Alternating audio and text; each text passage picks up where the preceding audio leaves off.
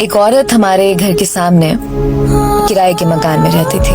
उसके 2 बच्चे थे जिनके साथ वो खेलने के लिए रोज अपनी छत पर आ जाती थी। मैं भी हर रोज अपनी छत पर शाम को उसे देखने के लिए जाया करता था। मैं उसको इशारे करता था मगर वो इग्नोर कर देती थी। इस बात को 6 महीने गुजर गए मगर वो मेरी तरफ देखती तक नहीं थी। तब मेरी उम्र 18 साल थी।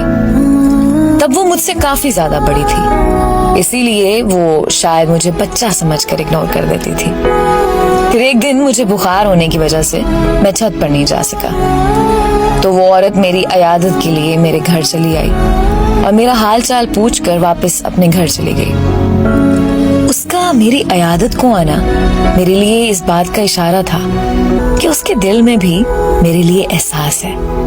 फिर जब अगली शाम को मैं छत पर गया तो वो इशारों में मेरा हाल चाल पूछने लग गई। मैंने उसे इशारों में बताया कि हाँ मैं ठीक हूँ, तो मुस्कुराने लगी। 2 दिन बाद एक पर्ची पर मैंने अपना नंबर लिखकर उसकी छत पर फेंका।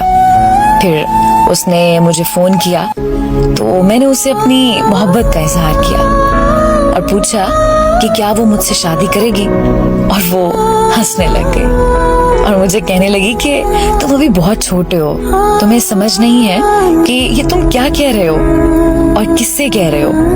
वो कहने लगी कि तलाकशुदा औरत से कोई शादी नहीं करता और मैं तलाकशुदा होने के साथ साथ 2 बच्चों की माँ भी हूँ।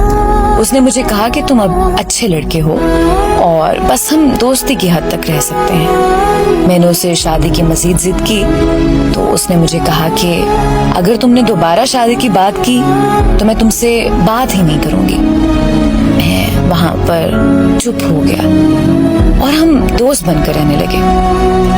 हम एक दूसरे से हर बात शेयर करते थे। एक रात हमारी फोन पर बात हो रही थी तो उसने बताया कि वो घर पर अकेली है क्योंकि उसके अम्मी अबू शहर से बाहर गए हैं। ये सुनते ही मैं उसके घर के बाहर पहुंच गया और उसे दरवाजा खोलने को कहा, लेकिन उसने दरवाजा खोलने से इनकार कर दिया।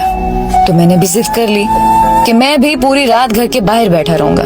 2 घंटों की जिद के बाद आखिरकार उसने दरवाजा खोल ही दिया।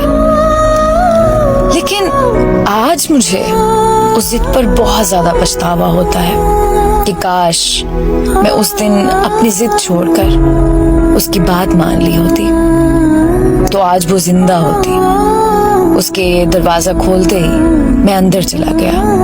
वो बहुत परेशान और घबराई हुई थी क्योंकि उसे खौफ था कि अगर किसी को पता चल गया तो उसकी इज्जत